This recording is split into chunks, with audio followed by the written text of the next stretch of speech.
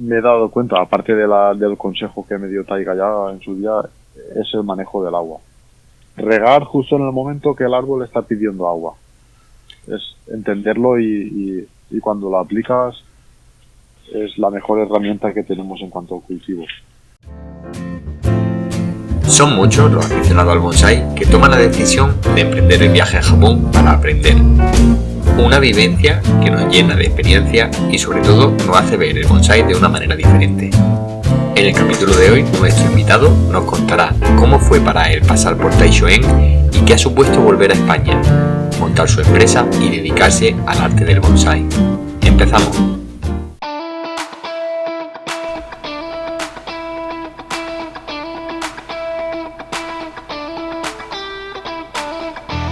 Bienvenido a Universo Bonsai Lover, el podcast dedicado al mundo del bonsái, donde podrás escuchar toda la actualidad y todo lo relacionado con este arte en cada capítulo. Soy Manuel Porras y te doy la bienvenida a este Universo Bonsai Lover podcast.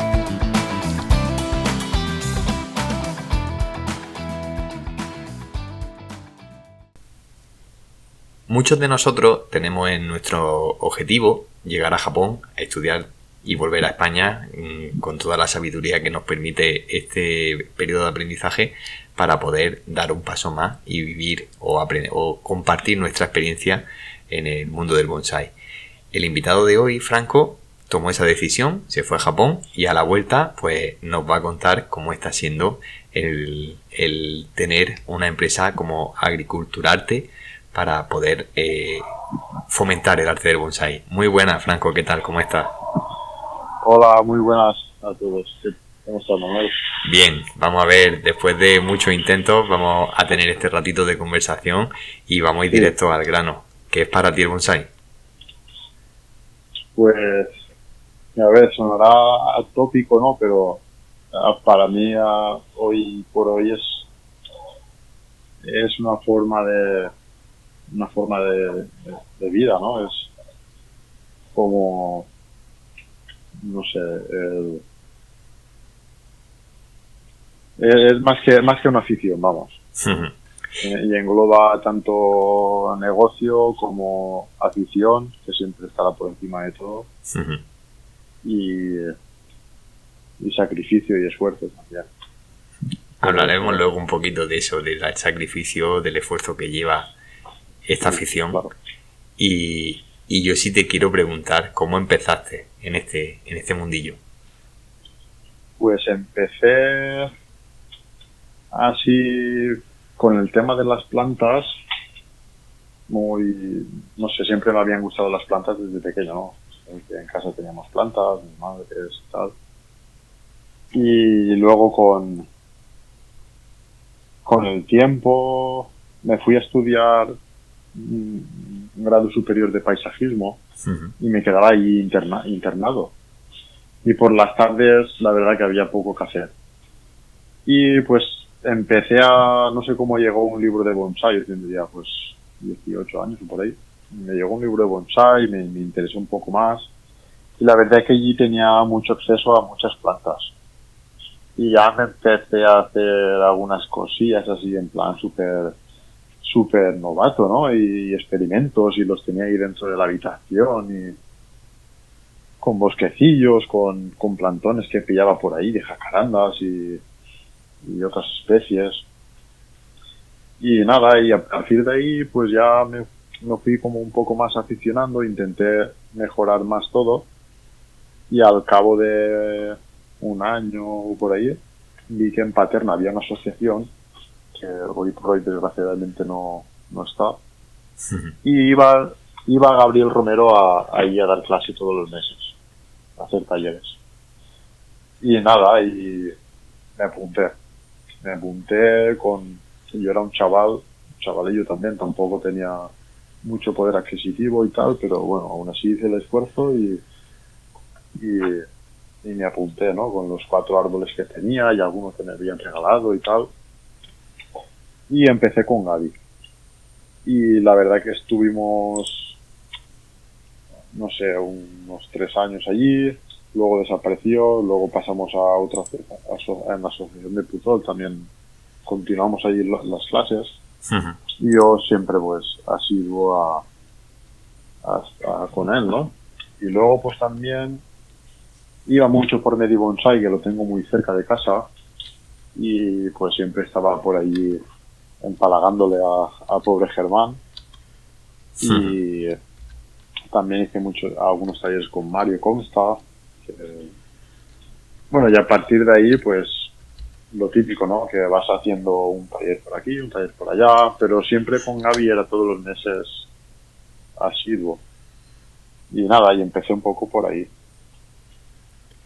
Y a partir de ahí empieza a correrte el veneno del bonsai por las venas y llegamos... Claro, yo en ese periodo de tiempo luego estudié un poco más, me saqué otro grado superior de esto de explotaciones agropecuarias y tal. Y nada, y entré a trabajar, hice una oposición y estuve trabajando en la sección de jardinería y medio ambiente de mi pueblo. Estaba de funcionario interino y estuve por lo menos 7 u 8 años.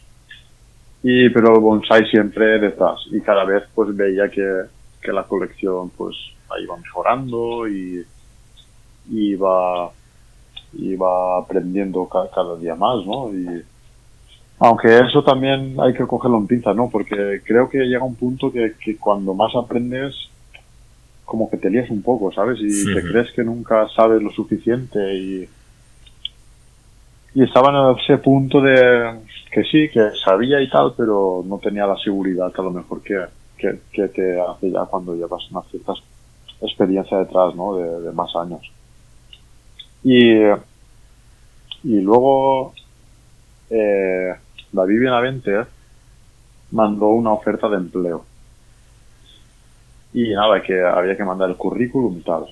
Y yo, pues, no sé, mira, estaba en el ayuntamiento, que está muy bien, ¿no? Una plaza de funcionario, puede sonar muy bien, ¿no? Trabajo seguro, estable.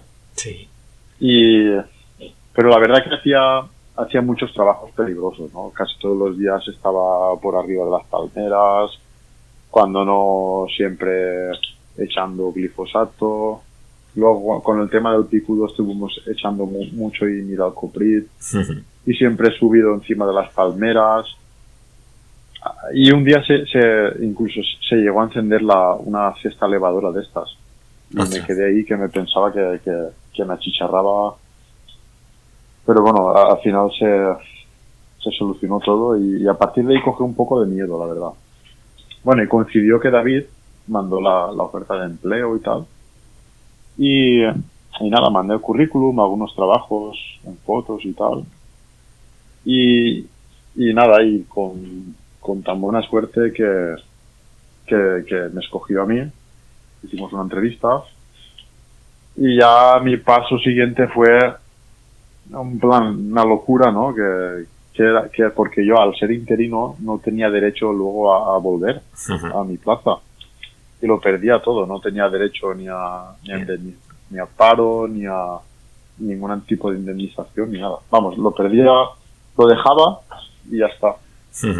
Y claro, y ahí había mucha gente que me decía, ostras, Franco, estás loco, tal y cual.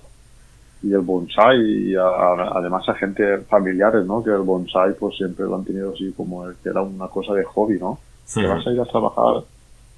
Claro, la gente de a pie no sabe quién es.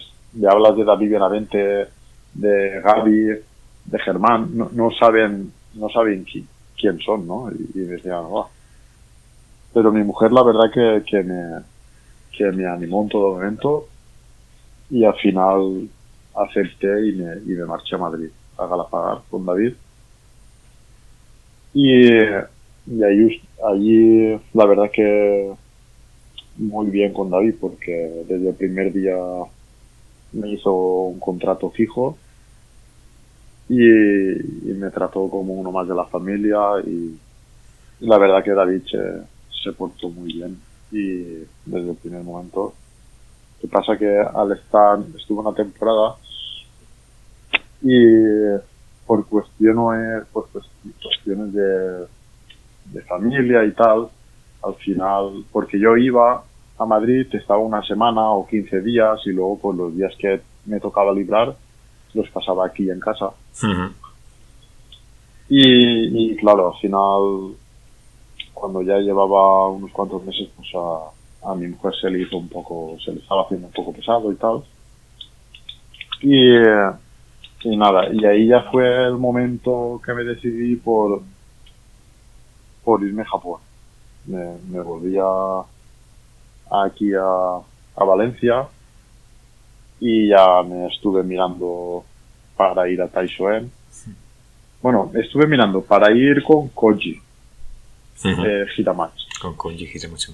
Uh-huh. Pero Koji aún, estuve hablando con él y aún no estaba empezando a construir la vivienda de los estudiantes, a montarse la escuela, vamos, como tal. Uh-huh. Y me dijo que aún era un poco pronto y tal, que quizás dentro de un año lo tendrían terminado. Luego hablé también con Tomohiro Masumi, que es el de Koyuen, uh-huh. un vivero muy bueno que hay también allí, sobre todo sojines. Y la verdad que el hombre era bastante... Bueno, que hubiera sido interesante también ir ahí, pero al final me decidí un poco por Taichung porque ya había un camino abierto, ¿no? Habían estado mucha gente de aquí de España. Además coincidió en esa época que estaba Manuel Germade también. Uh-huh. Y bueno, y al final me decidí por Taichung. ¿Qué supuso para ti ir a Taichung? Muchas cosas, la verdad. De primeras era un poco un sueño, ¿no? Que tenemos, o yo creo que que tiene casi toda persona que es aficionada al bonsai. Primero era un sueño, luego también era como un reto. Y después del reto llegaría a la meta, ¿no? Y no sé, es alegría también, ¿no? Inseguridad, porque no, muchas sensaciones todas mezcladas ahí que hasta que no llegas allí y ya llevas una semana o dos, no las asientas del todo. Es ahí como un tornado de sensaciones. Pero muy bonita, ¿vale? ¿Qué tiempo estuviste? En Taichung estuve 3 meses, que es lo que te permite el visado, si no tienes un contrato de trabajo. Uh-huh. Y en esos 3 meses, miles de anécdotas, ¿no? Sí, un montón. Claro, yo ya llevaba una base de muchos años aquí en España y con maestros. Y cuando llegué allí, pues te dan así un poco de material más normalito. No sé. Sí, incluso un plantón, ¿sabes? Para que a ver cómo... ¿Qué nivel tiene y qué base tiene? Claro, tu técnica y tal, y poco a poco te van dando material más acorde a lo que el maestro piensa que le vas a sacar provecho, ¿no? Uh-huh. Y la verdad que los primeros días empecé así, pero luego ya vi que Oyakata pues confiaba en mí, ¿no? Y a mí me daba cierta seguridad, ¿no? Y satisfacción ver que luego ya me daba un poco carta blanca, ¿no? Y me decía, venga, a ver, ¿qué sabes hacer? Agobia mucho el estar allí rodeado de tantos árboles buenos, que lo que tú acabas de decir, ¿no? Que siempre sea una prueba para ver cómo trabajas, cómo resuelves los problemas. ¿Te genera esa tensión o solo los primeros días? Yo creo que sobre todo los primeros días. Luego ya, por lo menos yo, los primeros días la verdad que lo pasé mal. Por muchas cosas. No solo de bonsai. Uh-huh. Por ejemplo, esta ya que sirva de anécdota, ¿vale? Yo llegué allí con un jet lag brutal Y, y creo que eso es que lo tengo como borroso, ¿no? Llegué allí y me llevó Yakata al apartamento, me dio la llave, que estaba cerca de Taisoen, del vivero, que son unos apartamentos que son de él. Y subí arriba, abrí, y más o menos bien, ¿no? Un apartamento así pequeñete, con todo. Estaba usado, pero no es que... Pero cuando llegué a la cama, estaba deshecha. El edredón estaba como mugre, Wow. unas ronchas de yo que sé que era, si era pis, si era alguien que sabía, tenía Madre diarrea, mía. se había cagado encima. El colchón lo mismo, ¿sabes? Y las sábanas. Y estaba la cama sin hacer. Se ve que el último que estuvo ahí, el último estudiante, no hizo la cama, pero... Y nada, y además yo con un jet lag y... Bueno, la verdad que me tumbé, ¿sabes? Lo tengo así borroso, gracias a Dios, pero quité las sábanas y me tumbé. Y eso que yo no soy nada asqueroso, ¿sabes? Que soy una persona que soy sufrida, ¿no? Pero... Sí. No, pero bueno, hay veces que son situaciones que te llevan al límite. Y claro, yo luego pensando, ostras, ¿y cómo le voy a decir yo esto a Urushibata, ¿sabes? Si acabo de llegar, apenas puedo comunicarme con él, porque el inglés de Oyakata es un inglés muy particular también. Y bueno, y nada, y apagué la luz, y al minuto de apagar la luz, noté una sensación extraña, y yo no sabía si era yo o qué era. Y encendí la luz, y la lámpara del techo iba loca. Y es que había habido un terremoto. Anda. Y yo digo, mira, que son bastante frecuentes. Luego estuve allí y se repitieron por lo menos en los 3 meses. Día sí, día no, había 6. Bueno, total, que lo que me faltaba, ¿sabes? Un terremoto allí. Y al final me dormí y a la mañana siguiente ya fue como que ya llegué allí al vivero y empezamos. Bueno, nos presentamos y tal. Tuve la suerte que había un chico allí que es de Tasmania, que es Chris Echepapas. Vive en Tasmania, pero era de origen griego. Y la verdad que me ayudó un montón, sobre todo a la hora de comunicarme con Oyakata, ¿sabes? Algunas palabras que no entendía. Él, como ya llevaba ahí 1 mes y medio por ahí, me decía, te quiere decir esto, te quiere decir lo otro, porque además Oyakata se enfadaba. Si no lo entendías a la segunda, a la tercera ya te lo decía con mala... con malas puras. Con un poco más de genio. Sí. Y la verdad que por esa parte, con este chico, me ayudó bastante a allanar el camino, ¿no? Y a entender un poco el vocabulario de Oyakata, de Urushibata y tal. Y nada, yo llegué allí el primer día y no le dije nada de lo de las sábanas ni nada. Y esa misma tarde nos fuimos a comprar no sé qué a un centro cuando terminamos la jornada. Sí. Como si fuese un Leroy Merlin, un centro de bricolaje. Y ahí había como... Bueno, había de todo, ¿no? Había hasta colchones y tal. Y estuve mirando incluso de comprarme un colchón, pero yo me sentía un poco violento de coger y comprar un colchón como para no ofenderle, ¿sabes? Y decirle, me he comprado un colchón porque el tuyo está... El de allí del apartamento está hecho una mierda. Estaba hecho una mierda, literal, Y cogí y me compré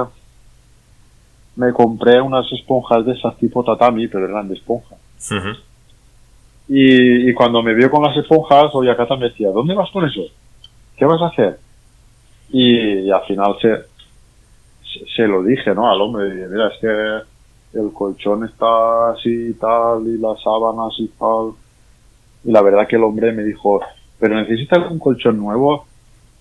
Y al final le dije, no, tranquilo. Total, que me tiré los 3 meses durmiendo en el suelo con la esponja esa, ¿sabes? Y bueno, los 3 meses tampoco, la mitad del tiempo. Un día intenté lavar las sábanas y todo eso en una lavadora que había allí, pero era muy pequeña.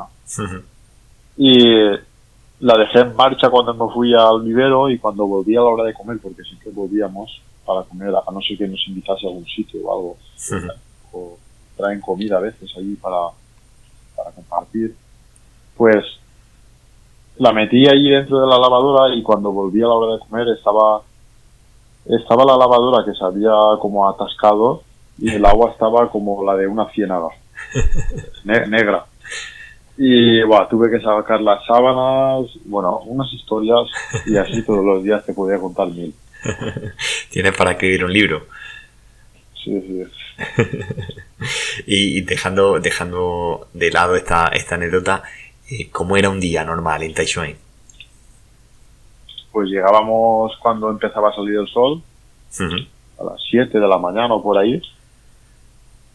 El vivero, había una puerta del vivero que estaba cerrada, pero como que la cierran un poco al público para decirte que aún no están trabajando, porque por en cambio al lado había otra puerta más grande que entraba a la casa de Oyakata y de Taiga, que son 2 casas juntas, y esa siempre estaba abierta. Podías entrar a ver el jardín que tenían allí, incluso estar dentro del vivero, ¿no?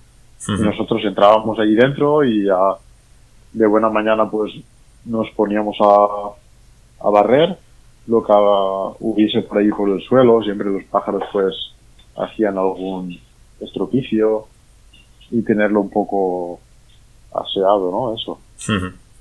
Y luego ya nos metíamos dentro del estudio, y Oyakata nos decía, venid conmigo. Y nos decía, coge este, coge el otro. Y ya pues dentro del estudio nos iba explicando cosas, ¿no? Y para hacer sobre todo mantenimiento y muchos remakes, que decía él. Que muchas veces llega, imagínate un bonsai que está para trabajar, lo trabajas, se queda más o menos de exposición, ¿no? Al cabo de los años, y llega un punto que aunque ya le hagas el mantenimiento durante mucho tiempo, imagínate un junípero que se pone cabezón o ha sufrido algún daño, por lo que sea, se ha cansado una rama, y entonces esos árboles ya pasan al remake, ¿no? Que es volver a diseñarlo ya. Sí. Y entonces la primera lección que nos decía siempre Oyakata, tocándose la cabeza, nos decía imagination. Y es que de lo más importante en el bonsai era tener imaginación. Imaginarse, cerrar los ojos y imaginarse como el árbol más o menos terminado, ¿sabes? A lo que quieres llegar a hacer. Y nada, y ahí nos poníamos a trabajar. Si en algún momento Taiga o Oyakata necesitaba algo, nos llamaba de una parte al vivero, lo oías. Y claro, lo normal aquí en España, ¿no? Es que te levantes y te vayas andando allí y llegues y nada, y lo que te diga pues lo intentas hacer, ¿no? Pues allí no. Allí cuando oigas la voz de Oyakata o de Taiga, te tienes que levantar corriendo y decir hi, que quiere decir sí, bien fuerte, para que se oiga en todo el vivero, y ir corriendo. Y una vez estés allí, pues lo que te manden. Y otra vez hi. Y hi. Y a sentir siempre con la cabeza. Y siempre se ha escuchado el mito este de que cuando llega allí te asignan una parte del vivero, esa parte es para ti, digamos un poco tú eres el responsable de que esté presentable, de que esté limpio. ¿Eso es un mito o realmente os asignan una parte del vivero para que lo limpiéis, reguéis los árboles? Pues en nuestro caso, en este caso que estábamos este chico Chris y yo, luego ya cuando yo llevaba ya la mitad de mi estancia, vino Salvador hasta creo que es 15 días o un mes, Salvador de los Reyes. Pero creo que los tres no llegamos a coincidir, o muy poco. Y al final yo creo que te haces cargo de todo el vivero, ¿sabes? No me dio la sensación de que salvo una parte que había que era de taiga, arriba de su estudio, que subías unas escaleras, y esa era una parte de taiga. Y luego había otra parte de Asanuma-san, que es un hombre que trabajaba allí mucho, el mini bonsai que falleció este año pasado, o por ahí creo. Es menos eso, lo demás lo teníamos que correr todo y que esté bien limpio, y luego a la hora de regar lo mismo, a regar todo el vivero. De normal, sobre las, como era invierno, solo hacíamos un riego. Incluso había árboles que había días que no los regábamos. Pero o antes de comer, depende del día, ¿no? Y del viento que y tal. Antes de comer o después de comer, íbamos a regar. Oye, Cata nos decía, venga, a regar. Misu. Pues, misu es agua. Y ya, nos poníamos a regar. Y lo más importante y eso se me quedó bastante grabado, Taiga me dijo, de lo más importante en el bonsai, eso lo sabemos todo, ¿no? Es el cultivo. Y me dijo, es el manejo que hacemos con el agua. Ahí te ganas el 80% del éxito del bonsai. Y insistía mucho que nos regásemos si había árboles que estuviesen mojados, ¿vale? Eso más o menos ya lo sabes, ¿no? Cuando vas allí, pero él insistía mucho siempre. Y sobre todo había una zona que era todo de pino pentafila, de estos de semilla, y esa especie requiere muy poca agua. Y en esa parte siempre era cuando venía a revisar Taiga. Y la verdad que al final te haces cargo, entre comillas, de todo el vivero. Más que de una zona, ¿no? Que te asignen. A mí, por lo menos, a mí eso no me ocurrió, ¿no?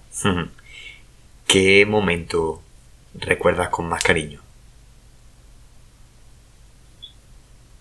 Pues recuerdo muchos. Con mucho cariño, pero fue el más triste, fue la despedida, ¿no? Que me marché llorando, y Oyakata también estaba llorando. Me llevó a la estación con su Porsche, que iba por ahí con el Porsche Cayenne, que era un temerario, o sea, a conducir.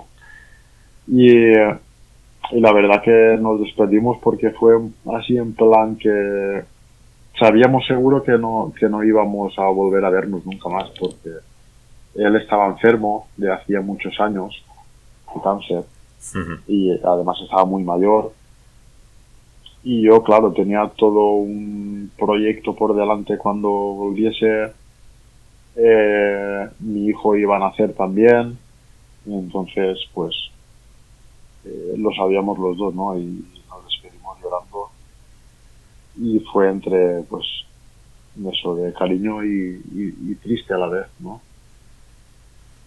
Y luego pues la verdad que las primeras semanas no, pues no, pero luego cuando llevas ya a partir de la tercera semana o por ahí, es que cada momento que pasas con Urishibata le coges mucho cariño al hombre. Porque yo ya lo pillé muy mayor, ¿no? Pero la verdad que era un hombre muy activo, nunca paraba. Incluso con dolor de espalda, que casi no se movía, no se podía ni mover, y lo veías que iba andando de aquí para allá y no paraba el hombre. Y siempre siempre no, porque a veces le salía la mala hostia, ¿no? Pero siempre con sentido del humor, ¿sabes?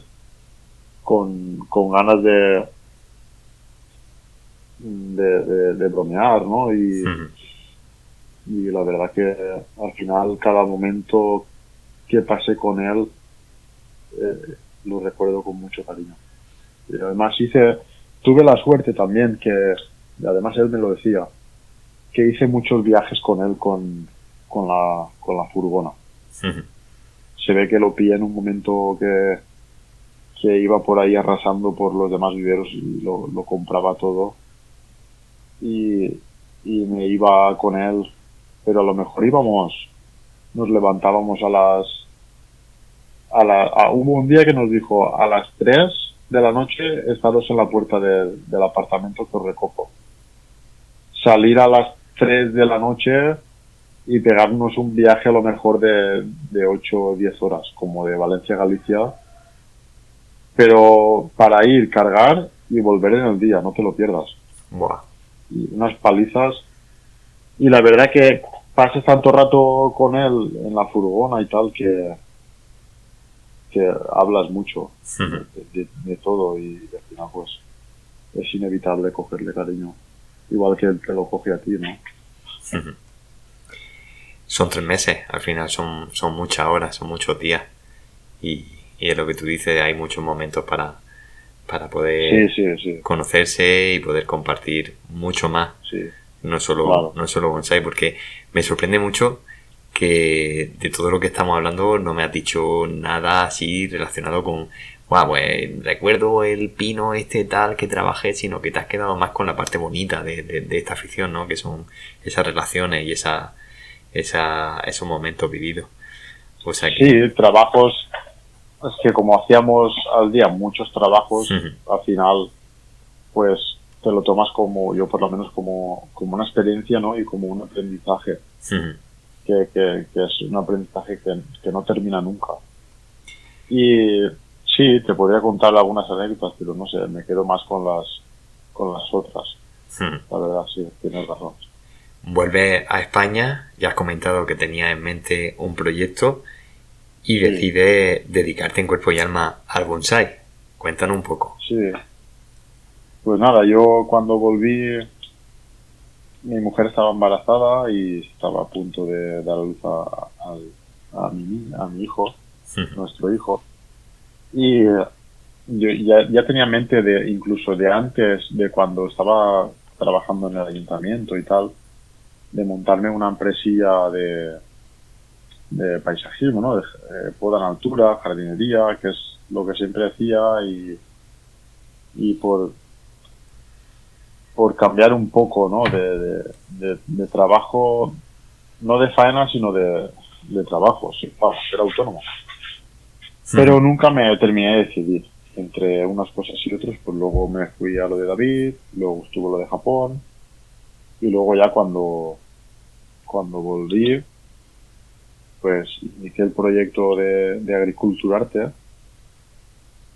que, bueno, en verdad, Oyakata allí me dio un nombre para el vivero que se llama Seishoen.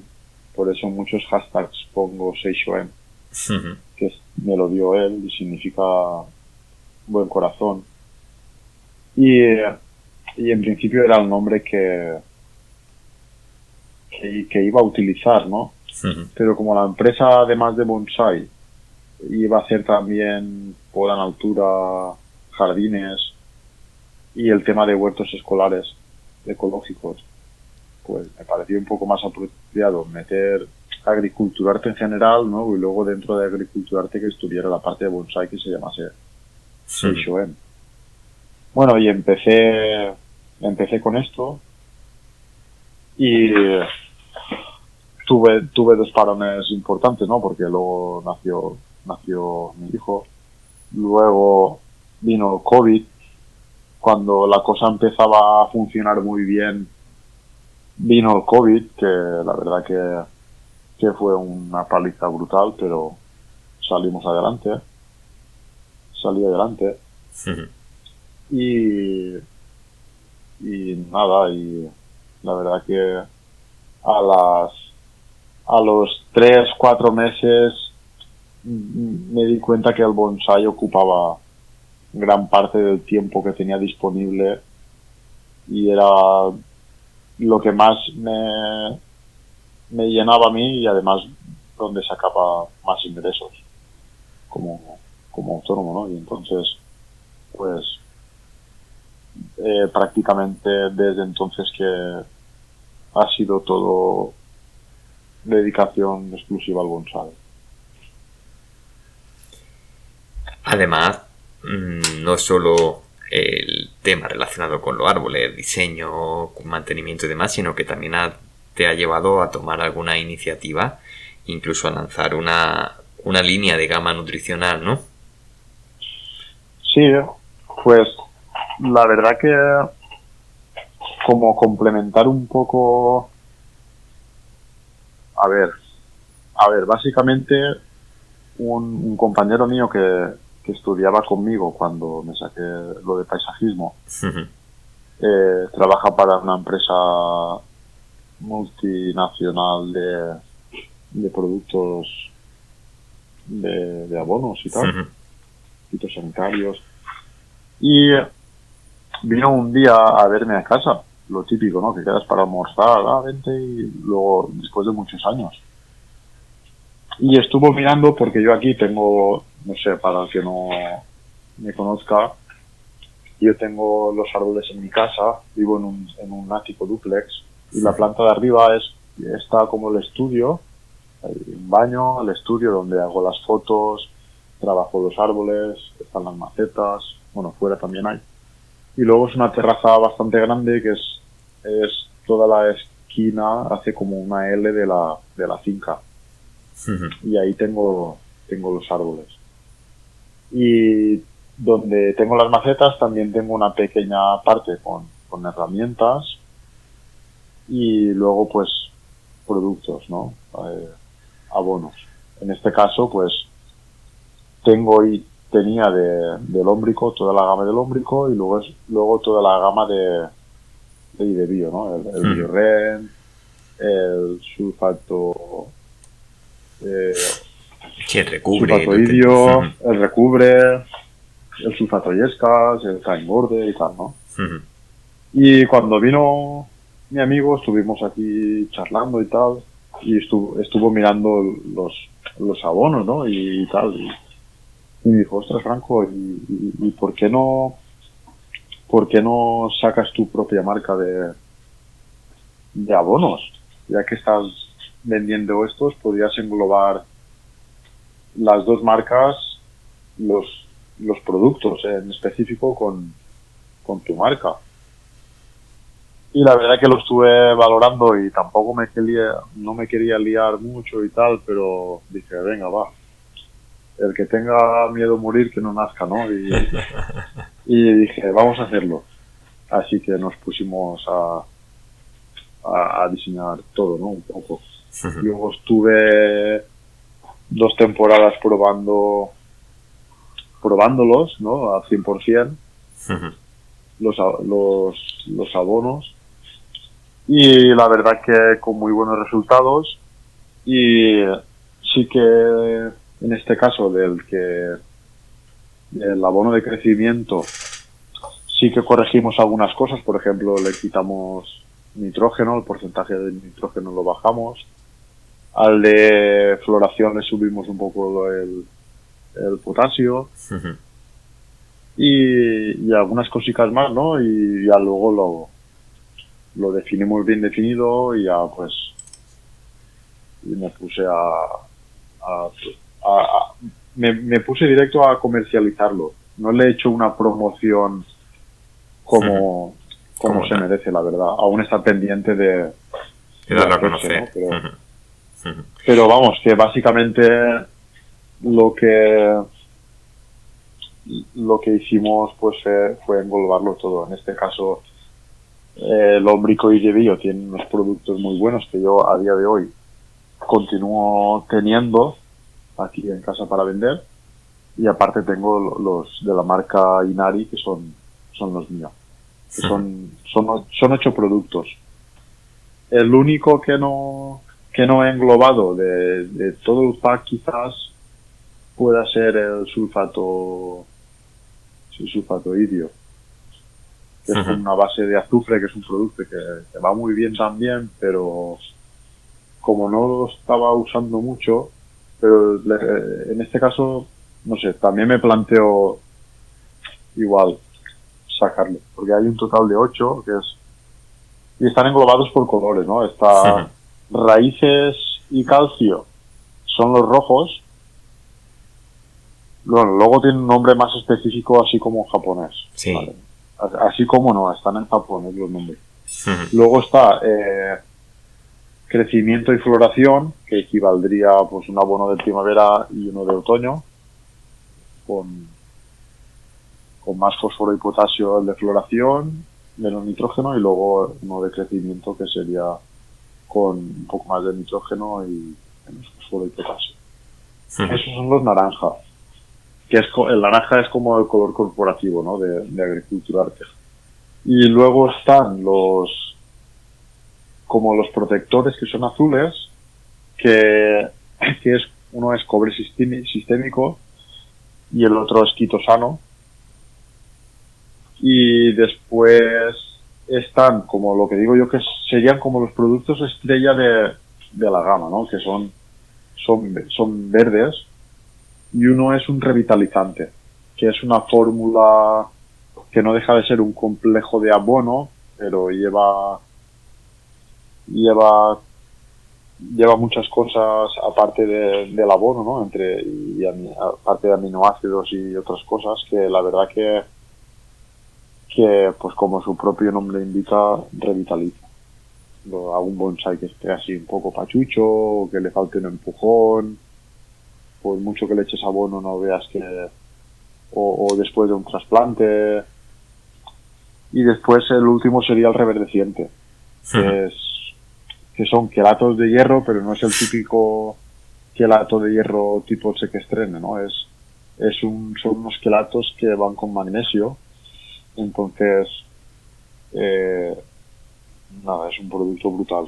A la mínima que veas un árbol que amarille un poco, entre eso y una combinación de calcio a los días y al revés, se ponen verdes oscuros como los naranjos de aquí de Valencia.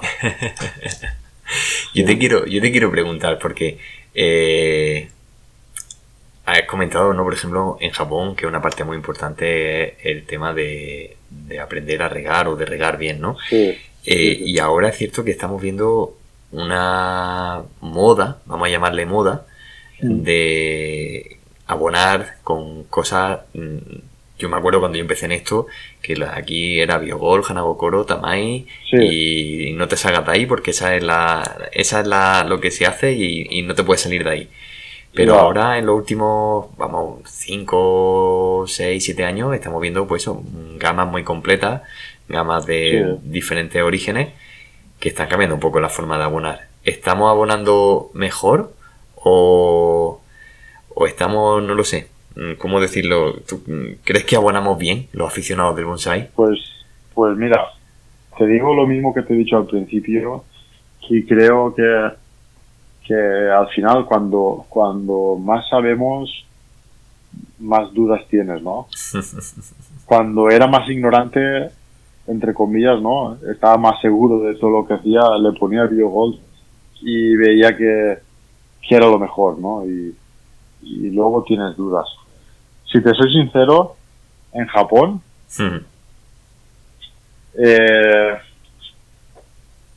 son habas contadas, ¿vale? Ahí le echan el Hanagokoro. De hecho, yo Biogold en Taisuen ni lo vi, ¿sabes? Para vender.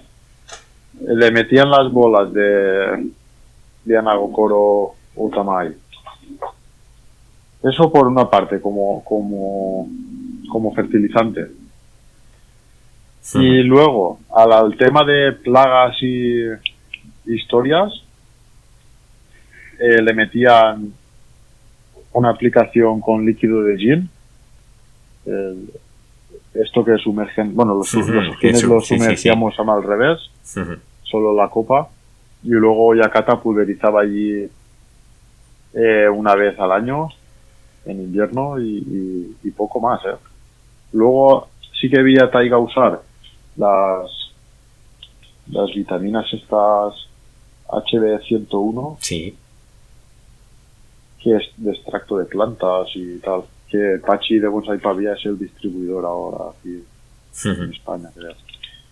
Y al pino un pino densiflora que tiene muy potente, así con un shari abajo, un trozo de gin, que ganó el premio del emperador, creo que fue hace un año por ahí. Creo que él le llama Todoroki, creo, no sé.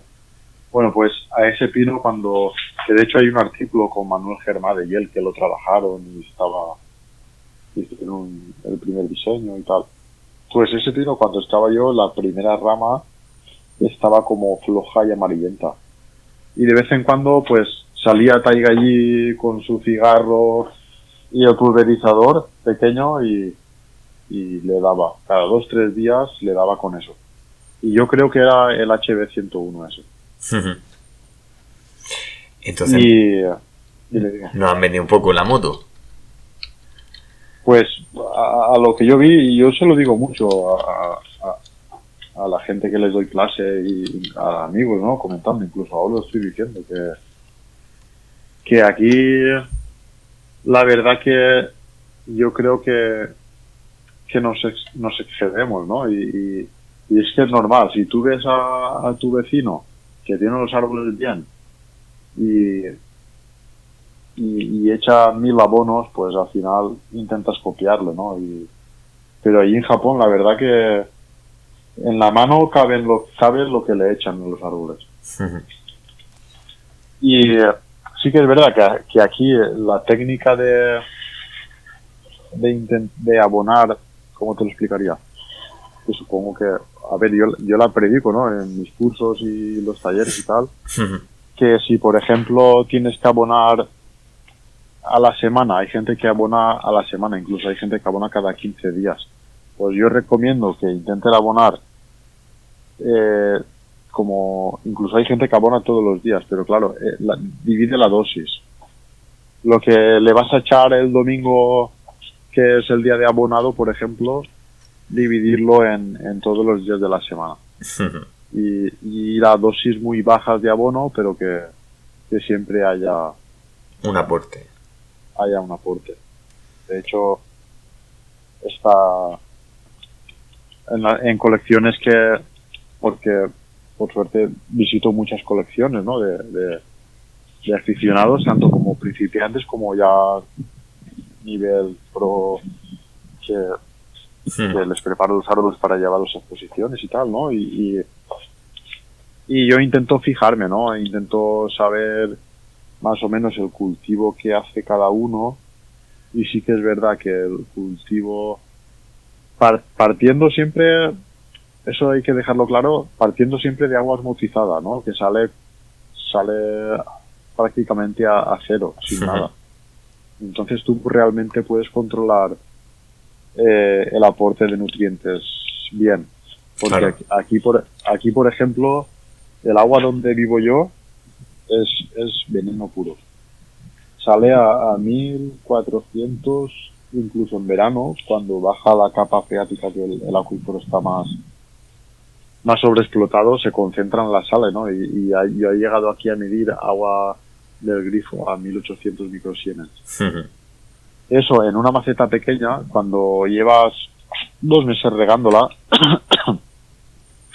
al final lo que hace es que hace tal concentración de sales, que las sales no dejan de ser abono, entre comillas, ¿no?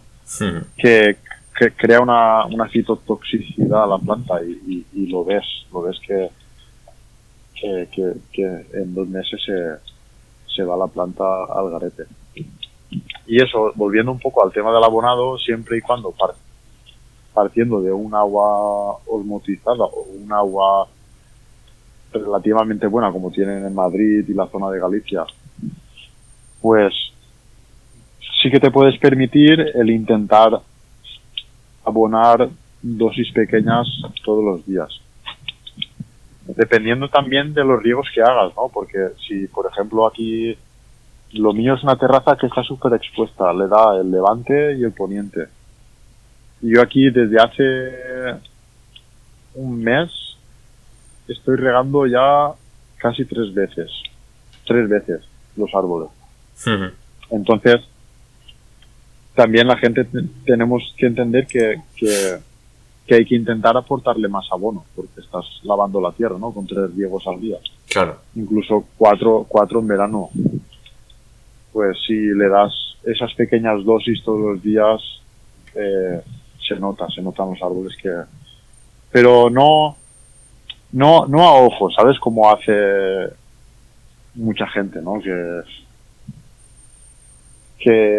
lo ves y no, con una jeringuilla es suficiente. No, hay que intentar hacerlo en plan pro, ¿vale? Que es la mejor manera de saberlo es con el agua ya preparada de osmosis o de lluvia, por ejemplo, también sería buena opción. Medirla con un conductivímetro a ver a cómo está. Y luego echarle el abono, la dosis que tú hayas calculado que le toque para tantos litros de agua y volverlo a medir, ¿vale? Y asegurarte de que no vas a sobreabonar, que no vas a tener problemas de fitotoxicidad por sales. Que eso es, bueno, igual es un poco engorroso, ¿no? Y toda la gente a lo mejor no llega a comprenderlo, pero es algo muy sencillo una vez lo ves. Intentar no sobrepasar nunca los riegos, pues a lo mejor si intentas abonar todos los días, si haces 3 riegos, pues uno de los 3, el del medio, por ejemplo, con abono a 200 microsiemens, una cosa así. Y si puedes completarlo con algo sólido, pues está muy bien. Hoy en día, la verdad que, a ver, yo como vendedor, pero esto no es ningún secreto, ¿no? Yo como vendedor no me interesa hacer propaganda de abono que no sea, estoy hablando de sólido, ¿vale? Sí. De que no sea Biogold o Anagocoro, ¿no? O cosas de estas. Pero hoy en día hay abono en pellets por ejemplo, hay uno muy bueno que es de oveja y es relativamente no, es muy económico. Y la verdad que como base, ¿no? Para que el árbol esté siempre nutrido y tal, es un muy buen abono. Y luego ya pues hacer nuestros complementos, ¿no? Con el líquido de primavera o crecimiento, o con un aporte extra de hierro y magnesio, o incluso aminoácidos o reverdeciente, tal, pero al final se trata un poco de eso, ¿no? De ver cómo están tu árbol y qué necesidades tiene y ir ajustando un poco a esas necesidades. Sí. Pero incluso, perdona, más importancia al abono, que sí que es importante, ¿no? Y el árbol tiene que estar nutrido. Yo me he dado cuenta, aparte del consejo que me dio Taiga ya en su día, es el manejo del agua. Regar justo en el momento que el árbol está pidiendo agua. Es entenderlo y cuando lo aplicas es la mejor herramienta que tenemos en cuanto al cultivo. Sí. Esa quizás sea lo que todos sabemos que se tiene que hacer, pero lo que cada vez, volveríamos al tópico, ¿no? A la frase que has dicho de que cada vez parece que cuanto más experiencia tenemos, menos cosas conocemos, ¿no? O más dudamos de hacer las cosas. Sí. Pero es verdad que quizás en un principio de la afición tomamos esa regla de cuando hace calor 3 veces y en invierno 1 vez, ¿no? Y luego a lo mejor en invierno hay árboles que te piden agua más o te piden menos, en verano hay árboles que igual... coincido contigo, hay que ajustar bien el riego a cada especie, a cada árbol, a cada maceta, a cada situación, a cada condición, y que no existe una regla máxima para aplicarlo a todo. Así es, sí. Yo quiero terminar el capítulo porque hemos hablado de tu vivero, hemos hablado de tu centro, de tu tienda. ¿Dónde estás? ¿Dónde te puede encontrar la gente? Yo al final pondré en la descripción del capítulo pondré la web para que la gente te pueda visitar. Claro.